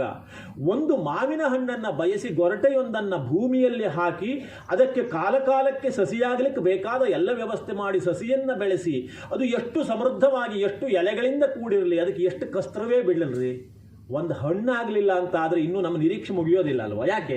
ನಾವು ಅದನ್ನು ಬಯಸಿ ಇದನ್ನು ಮಾಡಿ ಆಗಿತ್ತು ಅಲ್ವಾ? ಅಲ್ಲಿಯವರೆಗೆ ಅದು ಬೇಕಾದವರಿಗೆ ನೆರಳು ಕೊಡ್ತದೆ. ಅದರ ತುಂಬ ಸುಂದರವಾದಂತಹ ದೃಶ್ಯಾವಳಿಗಳನ್ನು ನಯನ ಮನೋಹರವಾದ ದೃಶ್ಯ ಅಂತ ಯಾರು ನೋಡ್ತಾ ಇರಬಹುದು. ಅಥವಾ ಅದರ ಕಂಪು ಎನ್ನುವುದು ಮೂಗಿಗೆ ಒಂದು ಸುವಾಸನೆಯ ಸ್ಥಿತಿಯನ್ನು ನಿರ್ಮಾಣ ಮಾಡಿ ಮನಸ್ಸಿಗೆ ಆಹ್ಲಾದಕತೆಯನ್ನು ಉಂಟು ಮಾಡಬಹುದು. ಅದು ಎಷ್ಟು ಸಮೃದ್ಧವಾಗಿಯೂ ಬೆಳೆದು ನಿಂತಿರಬಹುದು. ಎಷ್ಟು ಕಸ್ತ್ರ ಬಿಟ್ಟವರು ಇವತ್ತಿನವರೆಗೆ ಒಂದು ಹಣ್ಣು ತಿಂಬಲಾಗಿಲ್ರ, ಬೆಳೆದು ಸೊಕ್ಕ ತಿಂಡು ಬಿಟ್ರೆ ಅಂತಲೇ ಹೇಳ್ತಾ ಇರ್ತೇವೆ. ಅಂದ್ರೆ ಅರ್ಥ ಯಾಕೆ? ಯಾವುದನ್ನು ನಾವು ನೆಟ್ಟಾಗಿತ್ತೋ ಅದು ಮತ್ತೆ ಕಾಣಬೇಕು ಅಲ್ಲಿ ತುದಿಯಲ್ಲಿ. ಹಣ್ಣು ಬಿಟ್ಟಾಗ ಮತ್ತೆ ಒಳಗಿರುವುದು ಏನ್ರಿ? ಮತ್ತು ಹೊರಟಿಯೇ ಇರ್ತದೆ ಅಲ್ವಾ? ಯಾವುದನ್ನು ಬೀಜ ಅಂತ ತಿಳಿದು ಹಾಕಾಗಿತ್ತೋ ಅದೇ ಮತ್ತು ಗೋಚರ ಆದಾಗ ಅದರ ಒಂದು ವರ್ತುಲ ಪೂರ್ಣವಾಯಿತು ಅಂತ ಅರ್ಥ. ವರ್ತುಲ ಪೂರ್ಣವಾದಾಗ ಅದು ಆಗ ಸಫಲ. ಯಾಕೆ? ಫಲ ಬಿಟ್ಟಿದಾಗ ಸಫಲ. ಅದು ವೃಕ್ಷ ಒಂದು ಸಫಲ ಯಾವಾಗ? ಫಲ ಸಹಿತವಾಗಿದ್ರೆ ಅದು ಸಫಲ ಆಯಿತು ಅಂತ ಅರ್ಥ. ಹಾಗೆಯೇ ಮನುಷ್ಯ ಜನ್ಮ ಎನ್ನುವಂತಹದ್ದು ಬೀಜಾರೋಪಣ ಗೈಯಲ್ಪಟ್ಟಿದ್ದು ಯಾಕೆ ಈ ಸೃಷ್ಟಿಯಲ್ಲಿ? ಮೋಕ್ಷಾರ್ಥಂ ನಿಶ್ರೇಯಸಾಯ ತೂರ್ಣಂ ಯತೇತ. ವೇದವ್ಯಾಸರು ಭಾಗವತದಲ್ಲಿ ಹೇಳಿದ್ದು, ಲಬ್ಧವ ಸುದುರ್ಲಭಮಿದಂ ಬಹು ಸಂಭವಾಂತೆ ಮಾನುಷ್ಯ ಅರ್ಥದಂ ಅಪಿ ಅನಿತ್ಯಂದೀರಃ. ಇದು ಅರ್ಥದಂ ಅಂದ್ರೆ ಪ್ರಯೋಜನ ಕೊಡುವಂತಹದ್ದು, ಆದರೂ ಅನಿತ್ಯ. ಆದ್ದರಿಂದ ತೂರ್ಣಂ ಯತೇತ ನಪತೇದ್ ಅನುಮೃತ್ಯು ಯಾವತ್ತು. ಮೃತ್ಯು ಬರುವ ಒಳಗೆ ಬಹಳ ಬೇಗ ಪ್ರಯತ್ನ ಪಡ್ರಪ್ಪ. ಯಾಕೆ? ನಿಶ್ರೇಯಸಾಯ ವಿಷಯ ಕಲು ಸರ್ವತಸ್ಯ. ಮೋಕ್ಷಕ್ಕಾಗಿ ಪ್ರಯತ್ನ ಪಡಿ ಅಂತ ಹೇಳಿದ್ರು. ಅದಕ್ಕಾಗಿ ಧರ್ಮಶಾಸ್ತ್ರ ಬಾಲ್ಯವನ್ನು ಬ್ರಹ್ಮಚರ್ಯ ಜೀವನ ಅಂತ ಅಧ್ಯಯನಕ್ಕಾಗಿಟ್ಟಿತು. ಯೌವನವನ್ನು ವಿಷಯ ಸುಖವನ್ನು ಅನುಭವಿಸುವುದರ ಜೊತೆಯಲ್ಲಿ ಒಂದು ಸತ್ಸಂತಾನವನ್ನು ಕುಲಕ್ಕೆ ಸಮಾಜಕ್ಕೆ ಕೊಟ್ಟು ಜೊತೆಯಲ್ಲಿ ದೇವತಾ ಅರ್ಚನೆಯನ್ನು ಮಾಡಲಿಕ್ಕಾಗಿ ವಿನಿಯೋಗ ಮಾಡಿ ಆಮೇಲೆ ಅಂತಿಮವಾಗಿ ಮನೋ ಮೋಕ್ಷೇ ನಿವೇಶಯೇತ್ ಅಧೀತ್ಯ ವಿಧಿವತ್ ವೇದಾನ್ ಪುತ್ರಾನ್ ಉತ್ಪಾದ್ಯ ಯತ್ನತಃ. ಇಷ್ಟ್ವಾಚ ದೇವತಾ ಯಜ್ಞೈ ಮನೋ ಮೋಕ್ಷೇ ನಿವೇಶಯೇ. ವೇದಾಧ್ಯಯನ ಮಾಡಿ ಗೃಹಸ್ಥ ಜೀವನಕ್ಕೆ ಬಂದು ಒಂದು ಸತ್ಸಂತಾನವನ್ನು ಪಡೆಯಿರಿ. ಜೊತೆಯಲ್ಲಿ ಅನೇಕ ದೇವತೆಗಳಿಗೆ ಪ್ರಿಯಕರವಾದಂತಹ ಯಜ್ಞಾನುಷ್ಠಾನವನ್ನು ಮಾಡಿ ಕೊನೆಯಲ್ಲಿ ಏನು ಮಾಡಬೇಕು? ಮನೋ ಮೋಕ್ಷೇ ನಿವೇಶಯೇ. ಈ ಪ್ರಪಂಚಕ್ಕೆ ಬಂದ ಮೇಲೆ ನಮಗೆ ಅಂಟಿಕೊಳ್ಳೋದು ಗೊತ್ತಿದೆಯೇ ಬಿಟ್ಟರೆ ಬಿಡಿಸ್ಕೊಳ್ಳಿಕ್ಕೆ ತಿಳಿಯೋದೇ ಇಲ್ಲ. ನಮಗೆ ನಾವು ಸಿಕ್ಕಾಕೊಂಡು ಬಿದ್ದಿದ್ದ ಕಾರಣ ಯಾಕೆ ಅಂತ ಕೇಳಿ ನಮಗೆ ಯಾವುದಕ್ಕೂ ಅಂಟಿಕೊಳ್ಳಿಕ್ಕೆ ಬರ್ತದ್ರಿ, ಬಿಡಿಸ್ಕೊಳ್ಳೋದು ಕಷ್ಟ. ಬಿಡಬೇಕು ಅಂತ ವೈದ್ಯರು ಹೇಳಿದ್ರು ಅಲ್ಲಿ ಏನಾದ್ರು ಉಪಾಯ ಹುಡುಕ್ತೇವೆ ಬಿಟ್ರೆ, ಈಗ ಗಟ್ಟಿ ಚಕ್ಲಿ ತಿನ್ಲಿಕ್ಕಾಗಲಿಲ್ಲ ಅಂದ್ರೆ ಹೊಂಬಳೆ ಚಕ್ಲಿ ಯಾರು ತಿನ್ನೋಣ, ಚಕ್ಲಿ ಬಿಡಬೇಕು ಅಂತ ಆಗೋದಿಲ್ಲ ಅಂತ. ನನಗೆ ಈ ಸಮಾಜದ ಜೊತೆಯಲ್ಲಿ ಓಡಾಟ ಮಾಡಿ ಆದ ಮೇಲೆ ಒಂದಷ್ಟು ಅನುಭವ ಆದದ್ದು. ತೀವ್ರ ವೃದ್ಧಾಪ್ಯದಲ್ಲಿರುವಂಥವರು, ಆಹಾರ ಸೇವನೆ ಮಾಡುವಲ್ಲೇ ಕಷ್ಟಪಡ್ತಾ ಇರುವವರು, ಜೀರ್ಣಶಕ್ತಿ ಕಡಿಮೆ ಆಗಿದೆ ಅಂತ ಹೇಳುವವರು, ಅವರೆಲ್ಲ ಮಾತನಾಡುವಾಗ ಗಪ್ಪತಿ ಭಟ್ರೆ ಇನ್ನೇನಾರು ಪರಮಾತ್ಮ ಒಪ್ಸಿಗಳಾಗಿದ್ರ ನನಗೆ ಹಂಗೆ ಕೇಳಿದಾಗಲ್ಲವ ಇದೇನು ಪರಮಾತ್ಮ ಅಂದ್ರೆ ಹಳೆ ಮೋಟ್ರ್ ಇಟ್ಕೊಳ್ಳುವ ಗ್ಯಾರೇಜ್ನವ ಅಂತ ಮಾಡ್ಬಿಟ್ಟಿದ್ದಾರೆ, ಹೇಗೆ ಯಾವ ಪ್ರಯೋಜನಕ್ಕೂ ಬರೋದೋ ಇದ್ದವನ್ನ ತಗೋಬಿಡ್ಲಿ ಅಂತ. ಆಮೇಲೆ ಅವರ ಅಂತರಂಗವನ್ನು ಹೊಕ್ಕು ನೋಡಿದ್ರೆ ಇವರಿಗೆ ಈ ಜೀವನ ಸಾಕಾಗೋಗಿದೆ ಅಂತ ಅನಿಸ್ತಾ ಇದೆಯೋ ಅಂತ ಕೇಳಿದ್ರೆ ಇಲ್ಲ, ಒಂದು ಸರಿಯಾದ ವೈದ್ಯ ಔಷಧ ಕೊಟ್ಟು ಮತ್ತೆ ಚೇತರಿಸಿಕೊಂಡಿದ್ರೆ ರಾಮ್ ಜಪ ಮಾಡ್ತೇನೆ ಅಂತಲ್ಲ, ಮತ್ತೆ ಮಾನಕಾಯಿ ಗೊಜ್ಜು ಅಪ್ಪ ಹೇಳಿ ಉಣ್ತಿದ್ದೆ ಅಂತ. ಮತ್ತೆ ಅದಕ್ಕೂ ಮಿಗಿಲಾದದ್ದು ಏನೂ ಇಲ್ಲ. ಕಾರಣ ಅನುಭವದ ಮೇಲೆ ಆಕರ್ಷಣೆಯ ಗೆಲುವು, ಅದು ಸಂಸಾರದ ನಿಯಮ ಅಂತ ಅರ್ಥ.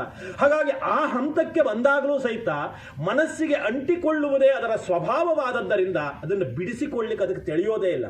ಅದರಿಂದ ಮನುಷ್ಯನ ನಿಜವಾದ ಪ್ರಯತ್ನ, ನಿಜವಾದ ಪುರುಷಾರ್ಥ ಎನ್ನುವುದು ಏನಾದರೂ ಇದ್ರೆ ಮನಸ್ಸನ್ನು ಅದರಿಂದ ಬಿಡಿಸಿಕೊಳ್ಳೋದು. ವಾನಪ್ರಸ್ಥದ ಹಂತ ಇತ್ತು ನಿಜವಾಗಿ ಹೇಳಬೇಕು ಅಂತಾದರೆ. 60 ವರ್ಷ ಅಂದರೆ ಆ ಕಾಲದಲ್ಲಿ ಬ್ರಹ್ಮಚರ್ಯ, ಗೃಹಸ್ಥ, ವಾನಪ್ರಸ್ಥ, ಸನ್ಯಾಸ ಅಂತ ಚತುರಾಶ್ರಮದ ವ್ಯವಸ್ಥೆ ಇತ್ತಲ್ಲ. ಇದು ವನದತ್ತ ಕಾಡಿನತ್ತ ಮುಖ ಮಾಡಬೇಕಾಗಿತ್ತು. ಈಗ ಕಾಲ ಅದಲ್ಲ.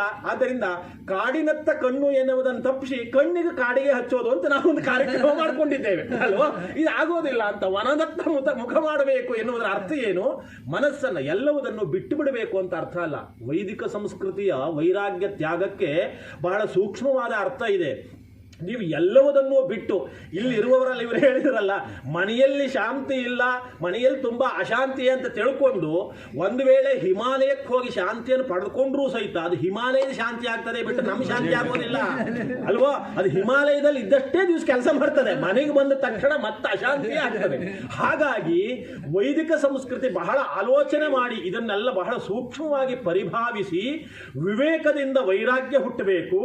ಮನಸ್ಸಿಗೆ ನೇರವಾಗಿ ತಪ್ಪಿಸಿಕೊಳ್ಳುವಂತಹ ವ್ಯವಸ್ಥೆ ಸಿಗದೇ ಇರುವುದರಿಂದ ಮನಸ್ಸಿಗೆ ಇದನ್ನು ತಪ್ಪಿಸಿ ಇದಕ್ಕಿಂತ ಉತ್ತಮವಾದಂತಹ ಇನ್ನೊಂದನ್ನು ಕೊಡುವ ಕೆಲಸ ಮಾಡಬೇಕು. ಆದ್ದರಿಂದ ವೃದ್ಧಾಪ್ಯ ಬಂದಾಗಲೂ ಸಹಿತ ಇಷ್ಟು ದಿವಸವಾದರೂ ಧ್ಯಾನ ಮಾಡಬೇಕಾಗಿತ್ತು. ಆಗಲೂ ಸಹಿತ ಧ್ಯಾನ ಮಾಡಲಿಕ್ಕಾಗದೆ ಧೂರ್ಜಟೇಹೇ ಧ್ಯಾನ ಶೂನ್ಯಂ, ಧೂರ್ಜಟೆಯ ಧ್ಯಾನವನ್ನು ಮಾಡದೆ ಮತ್ತೆ ಅಪರಾಧ ಮಾಡುವಂತಹದ್ದು ವೃದ್ಧಾಪ್ಯದಲ್ಲಿ ನಮ್ಮ ಬದುಕಿಗೆ ಆಗಬಾರದಲ್ಲ. ಅದಕ್ಕಾಗಿ ತಪ್ಪಿಸಿ ಭಗವಂತನತ್ತ ಮುಖ ಮಾಡಲಿಕ್ಕೆ ಇವರನ್ನು ಎಚ್ಚರಿಸಬೇಕಾಗಿದೆ, ಇವರ ಜೀವನದ ದಿಕ್ಕನ್ನು ಆ ಮುಖಕ್ಕೆ ತಿರುಗಿಸಬೇಕಾಗಿದೆ ಎನ್ನುವುದನ್ನು ಹಂಬಲದಂತಹ ಪ್ರಾಚೀನ ಸಂಸ್ಕೃತಿ ಈ ಒಂದು ಕಾಲದಲ್ಲಿ ಅದಕ್ಕಾಗಿ ಅತೀತ ಪೂರ್ವಾರ್ಧವಯಾಹ ಕುರಿಯಾದ್ ಉತ್ತರ ಆಯುಷಿ ಶ್ರೇಯಸ್ ಸಂಪಾದನಾರ್ಥಾಯ. ಬಹಳ ಅದ್ಭುತವಾದ ಶಬ್ದ. ಭಾರತೀಯ ಪರಂಪರೆಯಲ್ಲಿ ಋಷಿಗಳು ಮನುಷ್ಯ ಜೀವನದಲ್ಲಿ ಪಡೆದುಕೊಳ್ಳಬೇಕಾದಂತಹ ಫಲವನ್ನು ಎಷ್ಟೆಲ್ಲ ಹೇಳಿ ಅದನ್ನು ಸಮಗ್ರವಾಗಿ 2 ವಿಭಾಗ ಮಾಡಿ ತೋರಿಸಿಬಿಟ್ರು. ಒಂದಷ್ಟು ಪ್ರೇಯ, ಇನ್ನೊಂದಷ್ಟು ಶ್ರೇಯ ಅಂತ. ಒಂದು ಪ್ರೇಯಸ್ಸು, ಇನ್ನೊಂದು ಶ್ರೇಯಸ್ಸು. ಪ್ರೇಯಸ್ಸು ಅಂತ ಯಾವುದನ್ನು ಕರೀತು ಅಂತ ಕೇಳಿದ್ರೆ, ನಾವು ಯಾವುದನ್ನು ಸಂಪತ್ತು ಅಂತ ತಿಳ್ಕೊಂಡಿದ್ದೇವಲ್ಲ, ನಾವು ಯಾವುದನ್ನು ಸಾಧನೆಯ ಮೂಲಕವಾಗಿ ಸಂಗ್ರಹ ಮಾಡ್ತೇವಲ್ಲ, ಅವುಗಳನ್ನೆಲ್ಲ ಪ್ರೇಯಸ್ಸು ಅಂತ ಕರೀತು. ಕಾರಣ ಯಾಕೆ?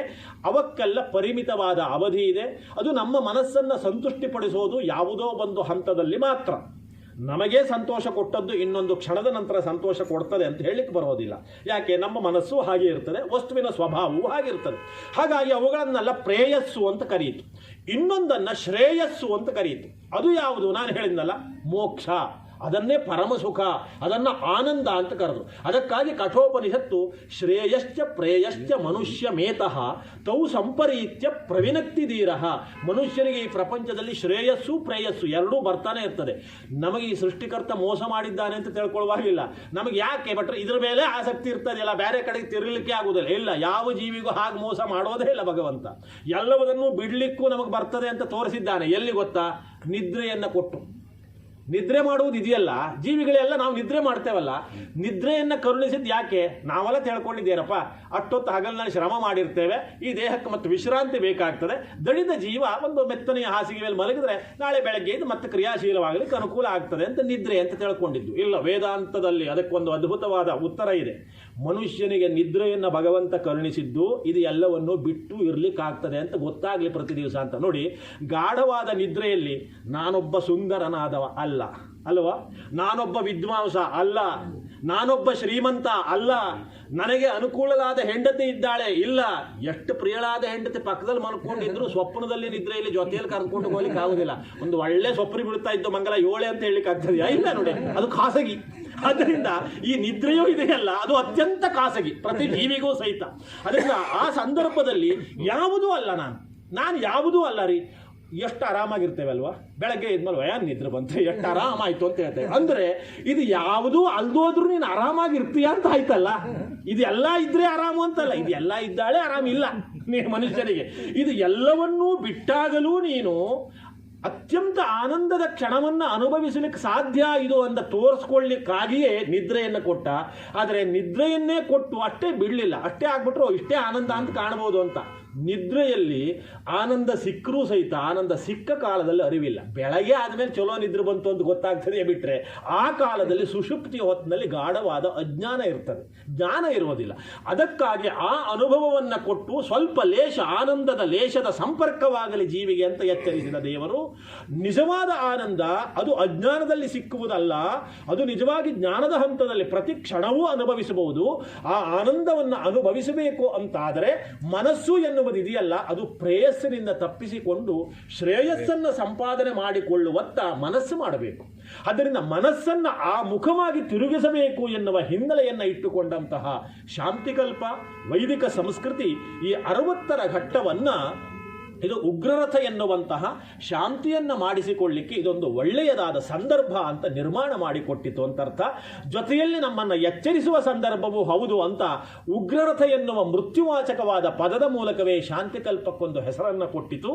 ಆ ಮೂಲಕವಾಗಿ ನಾವು ಬದುಕಿನಲ್ಲಿ ಇಲ್ಲಿಯವರೆಗೆ ಬಂದು ನಿಂತಹ ಈ ಕ್ಷಣವನ್ನು ಒಮ್ಮೆ ಹಿಂತಿರುಗಿ ನೋಡಿ ನಮ್ಮ ಬದುಕಿನ ಸಿಂಹಾವಲೋಕನವನ್ನು ಮಾಡಿಕೊಳ್ಳುವುದರ ಜೊತೆಯಲ್ಲಿ ಇನ್ನು ಮುಂದಿನ ದಿವಸಗಳಲ್ಲಿ ಇದೇ ಪರಿವಾರ, ಇದೇ ಪ್ರದೇಶ, ಇದೇ ವ್ಯವಸ್ಥೆಯ ನಡುವೆ ಇದ್ದರೂ ಸಹಿತ ನನ್ನ ಮನಸ್ಸನ್ನು ನೋವು ನಲಿವೆನ್ನುವಂತಹ ದ್ವಂದ್ವಕ್ಕೆ ಅಂಟಿಸಿಕೊಳ್ಳದೆ ಬದುಕುತ್ತೇನೆ ಎನ್ನುವಂತಹ ದೃಢ ನಿರ್ಧಾರ ಮಾಡಿಕೊಂಡು ಬದುಕಬೇಕು.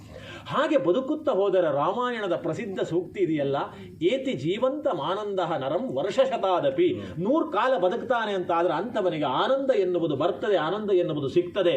ಅದೇ ನಿಜವಾಗಿ ಮನುಷ್ಯ ಜೀವನದಲ್ಲಿ ಪಡೆದುಕೊಳ್ಳಬೇಕಾದಂತಹ ಮಹತ್ತರವಾದಂತಹ ಫಲ. ಆ ಮಹತ್ತರವಾದ ಫಲವನ್ನು ಪಡೆದುಕೊಳ್ಳುವಲ್ಲಿ ಎಲ್ಲ ಜೀವಿಗಳು ಹೊರಟು ನಿಂತಿರಬೇಕು, ಸಾಧನೆ ಮಾಡಬೇಕು ಎನ್ನುವುದೇ ಸಕಲ ಶಾಸ್ತ್ರಗಳ ಸಾರ. ಅಂತಹ ಸಕಲ ಶಾಸ್ತ್ರಗಳನ್ನು ಬಲ್ಲ ಒಂದು ಪರಂಪರೆಯಲ್ಲಿ ಹುಟ್ಟಿ ಅಂತಹ ವರದಾಚಾರ್ಯರಂತಹ ಶಾಸ್ತ್ರಜ್ಞರ ಒಂದು ಗರಡಿಯಲ್ಲಿ ಶಿಷ್ಯರಾಗಿ ಸಿದ್ಧತೆಯನ್ನು ಮಾಡಿಕೊಂಡು ಮುಂದೆ ಅದೇ ಶಾಸ್ತ್ರ ಪರಂಪರೆಯನ್ನು ಈ ಸಮಾಜಕ್ಕೆ ಹಲವು ಮುಖದಲ್ಲಿ ಕೊಡುತ್ತಾ ಬಂದುತ್ತಿರುವ ಒಬ್ಬ ಶ್ರೇಷ್ಠ ವೈದಿಕ ವಿದ್ವಾಂಸ ವಾಗ್ಮಿಗಳಾದಂತಹ ನಿಮಗೆ ನಾನು ಹೇಳುವುದು ಸ್ಮಾರಯೇ ನತು ಶಿಕ್ಷಯೇ. ನಿಮಗೆ ಸ್ಮರಣೆ ಮಾಡಿಕೊಳ್ತಾ ಇದ್ದೇನೆ, ನಿಮಗೆ ಉಪದೇಶ ಮಾಡ್ತಾ ಇಲ್ಲ. ಆದ್ದರಿಂದ ಆ ಎಲ್ಲ ಲಕ್ಷಣಗಳು ಸಹಿತ ನಿಮ್ಮ ಪಾಲಿಗೆ ಸಿಗುವಂತಾಗಲಿ. ನಾನು ವೈದಿಕ ವೃತ್ತಿಯ ಆರಂಭದ ದಿವಸದಲ್ಲಿ ಅವರದ್ದು ಶತಭಿಷ ನಕ್ಷತ್ರ, ನನ್ನದ ಹಸ್ತ ನಕ್ಷತ್ರ. ಶತಭಿಷದಿಂದ ಲೆಕ್ಕ ಮಾಡಿದ್ರೆ ಹಸ್ತ ನಕ್ಷತ್ರಕ್ಕೆ ಮೈತ್ರತಾರಿ ಆಗ್ತದೆ, ಅದು ನಮಗೇನೂ ಬಾಧಕೆ ಇಲ್ಲ. ಹಸ್ತದಿಂದ ಲೆಕ್ಕ ಮಾಡಿದ್ರೆ ವಿಪತ್ತಾರಿ ಆಗ್ಬಿಡ್ತದೆ. ಎಲ್ಲ ಏನಾದ್ರು ನಾನು ಅವರಿಗೆ ವಿಪತ್ತು ಆಗ್ಬಿಡ್ತೇನೇನೋ ಅಂತ ಸಮಾಜಕ್ಕೆ ಅದೇ ನಮನೆ ಆಗ್ತಿತ್ತು ಅಲ್ವಾ. ಆದ್ರೆ ನನಗೆ ಯಾವಾಗ ಮಂಗಲಕ್ಕನ ನಕ್ಷತ್ರ ಹಸ್ತ ನಕ್ಷತ್ರ ಅಂತ ಗೊತ್ತಾಯ್ತು, ಹಸ್ತ ನಕ್ಷತ್ರದವಳನ್ನೇ ಉದಕಧಾರೆಯ ಮೂಲಕ ಕನ್ಯಾದಾನ ಮಾಡಿ ನಿಮಗೆ ಕೊಟ್ಟು ಅವರ ದಾಂಪತ್ಯ ಚಲೋ ಇದೆ ಅಂತ ಆದ್ಮೇಲೆ ಹಸ್ತೋದಕಕ್ಕೆ ಸಿಗುವ ನಾನು ಯಾವಾಗಲೂ ಚಲೋ ಆಗೇ ಇರ್ತೇನೆ ನಿಮ್ಮ ಜೊತೆಯಲ್ಲಿ ಅಂತ ಒಂದು ಧೈರ್ಯ ಬಂತು. ಹಾಗಾಗಿ ಅನೇಕ ಕಾರ್ಯಕ್ರಮಗಳಲ್ಲಿ ನಿಮ್ಮ ಜೊತೆಯಲ್ಲಿ ಭಾಗವಹಿಸಿದಂತಹ ಧನ್ಯತೆ ನನಗಿದೆ. ಇನ್ನೂ ಮುಂದಿನ ದಿವಸದಲ್ಲಿ ಭಾಗವಹಿಸಬೇಕು ಎನ್ನುವ ಉತ್ಸಾಹವೂ ಇದೆ. ಅಂತಹ ಉತ್ಸಾಹ ನಿಮ್ಮಲ್ಲಿ ಒಳೆದುಕೊಂಡು ಬರಬೇಕು. ಒಳ್ಳೆಯ ಕೌಟುಂಬಿಕ ಬದುಕು, ಒಳ್ಳೆಯ ಪರಿಸರ, ನೀವೇ ಭಾವಿಸಿಕೊಂಡಂತೆ ನನಗೆಲ್ಲ ಅರ್ಥ ಆಗುವಂತಹದ್ದೇ ಒಂದು ಒಳ್ಳೆಯ ಸಹೋದರ ಸಮೂಹ, ಸಹೋದರಿಯರು, ಮಗ, ಸೊಸೆ, ಮಗಳು, ಅಳಿಯ, ಎಲ್ಲ ಧನ್ಯತೆಯ ಕ್ಷಣವನ್ನು ಈ 60ನೇ ವರ್ಷದಲ್ಲಿ ಕಾಣುತ್ತಿದ್ದೀರಿ. ಅಸ್ತಮಿಸುವ ಸೂರ್ಯನಲ್ಲಿ ಎಂತಹ ಸೌಂದರ್ಯ ಇರ್ತದೆಯೋ ವೃದ್ಧಾಪ್ಯಕ್ಕೂ ಒಂದು ಸೌಂದರ್ಯ ಇದ್ದೇ ಇರ್ತದೆ. ಆ ಸೌಂದರ್ಯವನ್ನು ಹಾಗೇ ಕಾಪಾಡಿಕೊಂಡು ಹೋಗಿ. ಹಾಗಾಗಿ ಇನ್ನೆಷ್ಟು ಮಂಗಲಕಾಲ ಅದು ಒತ್ತಾಯ ಮಾಡ್ತದೆ ಅಂತ ಅರ್ಥ ಅಲ್ಲ, ಮತ್ತೆ ಮಂಡೆಗೆ ಕಪ್ಪು ಹಚ್ಕೊಳ್ಳಿಕ್ಕೆ ಹೋಗಬೇಡಿ, ಬೇಡ. ಆದ್ದರಿಂದ ಆ ಸೌಂದರ್ಯವನ್ನ ಸರಿಯಾಗಿ ಇಟ್ಟುಕೊಂಡು ಹೋಗುವಂತಾಗಲಿ. ನಿಮ್ಮ ಇರುಬರ ದಾಂಪತ್ಯ ಎನ್ನುವುದು ಬಹುಕಾಲ ಇದೇ ಒಂದು ಅನುರೂಪದಲ್ಲಿ ಅನುರಾಗದಲ್ಲಿ ಸಾಗುವಂತಾಗಲಿ. ಮಗ ಬೆಳೆದು ನಿಲ್ಲಲಿ, ಮೊಮ್ಮಗ ಬೆಳೆದು ದೊಡ್ಡವನಾಗಲಿ, ಅವನಿಗೂ ಕಾಲಕಾಲಕ್ಕೆ ಆಗಬೇಕಾದ ಸಂಸ್ಕಾರಗಳೆಲ್ಲ ನಡೆಯುವಂತಾಗಲಿ. ತಾಯಿ ಶಾರದಕ್ಕನ ಆಶೀರ್ವಾದದ ಅಡಿಯಲ್ಲಿ ನಿಮ್ಮ ಬದುಕು ಎಲ್ಲ ದೇವತೆಗಳ ವಿಶೇಷವಾದಂತಹ ಕೃಪೆಯಲ್ಲಿ ನಮ್ಮೆಲ್ಲರ ಹಾರೈಕೆಯಲ್ಲಿ ಉತ್ತರೋತ್ತರವಾಗಿ ಆಯುಷ್ಯದಿಂದ ಆರೋಗ್ಯದಿಂದ ಕೂಡಿರುವಂತಹ ಬದುಕಾಗಲಿ. 70, 80 ಎಲ್ಲ 100 ವರ್ಷಗಳನ್ನು ಕಾಣುವ ಭಾಗ್ಯ. ನಾನು ಮೊದಲು ಹೇಳಿದಂತೆ ನಾರಾಯಣ ಭಟ್ರು ಎಂತಹ ಸೌಭಾಗ್ಯವನ್ನು ಕಂಡುಕೊಂಡಿದ್ರು, ಆ ಎಲ್ಲ ಸೌಭಾಗ್ಯವನ್ನು ಸಹಿತ ನೀವು ಕಾಣುವಂತಾಗಬೇಕು. ಆ ಎಲ್ಲ ಒಳ್ಳೆಯ ಸಂದರ್ಭಗಳಲ್ಲಿ ನಾವು ಸಹಿತ ಈ ಮನೆಯಲ್ಲಿ ಭಾಗವಹಿಸಬೇಕು. ಆ ಧನ್ಯತೆ ನಮಗೂ ಇದೆ, ನಾವೆಲ್ಲ ಭಾಗವಹಿಸಬೇಕು. ಅಂತಹ ಎಲ್ಲ ಲಕ್ಷಣಗಳು ಸಹಿತ ಈ ಮನೆಗೆ ಇವೆ, ಅರ್ಹತೆ ಇದೆ, ಎಲ್ಲರ ಕೃಪಾಶೀರ್ವಾದ ಇದೆ. ನೀವು ಮೆಚ್ಚಿರುವ ದೇವರು ಈಶ್ವರಾರಾಧನೆ ನಿಮ್ಮ ತಂದೆ ನಡೆಸಿಕೊಂಡು ಬಂದಂತಹ ಒಂದು ಪರಂಪರೆ ಇದೆ. ಪ್ರದೋಷ ವ್ರತವನ್ನು ಸಹಿತ ನಡೆಸಿಕೊಂಡು ಬರ್ತಾ ಇದ್ದೀರಿ. ಆದ್ದರಿಂದ ಶಿವಾನಂದ ಲಹರಿಯನ್ನು ಬಹಳ ಮೆಚ್ಚಿ ಬಹಳ ಸೊಗಸಾಗಿ ಹೇಳುವ ನಿಮಗೆ ಶಿವನ ಆನಂದದ ಅನುಗ್ರಹ ಲಹರಿಯಾಗಿ ಮುಂದಿನ ದಿವಸಗಳಲ್ಲಿ ಸಿಗುವಂತಾಗಲಿ ಅಂತ ಮತ್ತೆ ಮತ್ತೆ ವೈದಿಕರಾದ ನಾವೆಲ್ಲ ಉತ್ತರೋತ್ತರ ಅಭಿವೃದ್ಧಿಯನ್ನು ದೃಢಕಾಯರಾಗಿ ಬಹುಕಾಲ ಬದುಕುವ ನಿಮ್ಮೀರ್ವರ ಸೌಭಾಗ್ಯವನ್ನು ಆಶಿಸುತ್ತಾ ಸತ್ಯಾಹ ಸಂತು ಯಜಮಾನಸ್ಯ ಕಾಮ ಅಂತ ಆಶೀರ್ವಾದವನ್ನು ಹೇಳ್ತಾ ಇದ್ದೇವೆ. ಈ ಒಂದು ಕಾರ್ಯಕ್ರಮದ ಜೊತೆಯಲ್ಲಿ ನೀವು ನಿಮ್ಮ ಬದುಕಿನ ನೋಟವನ್ನು ಇಟ್ರಿ, ನಮಗೆ ನೋಡ್ಲಿಕ್ಕೆ ಅನುಕೂಲವಾಗಲಿ ಅಂತ ಆಟವನ್ನು ಇಟ್ಟಿದ್ದೀರಿ. ಹಾಗಾಗಿ ನಾವು ಲೆಕ್ಕಕ್ಕುಂಟು ಆಟಕ್ಕಿಲ್ಲ ಅಂತ ಆಗಬಾರ್ದು ಅಂತ ಆಟವನ್ನು ನೋಡ್ಕೊಂಡೇ ಹೋಗ್ತೇವೆ. ಆದ್ದರಿಂದ ಆ ಕಾರ್ಯಕ್ರಮವು ಸಹಿತ ಚೆನ್ನಾಗಿ ಸಾಗಲಿ ಎನ್ನುವ ಹಾರೈಕೆಯೊಂದಿಗೆ ನನ್ನ ಮಾತನ್ನು ಮುಗಿಸ್ತೇನೆ. ಸತ್ಯಾಸಂತು ಯಜಮಾನ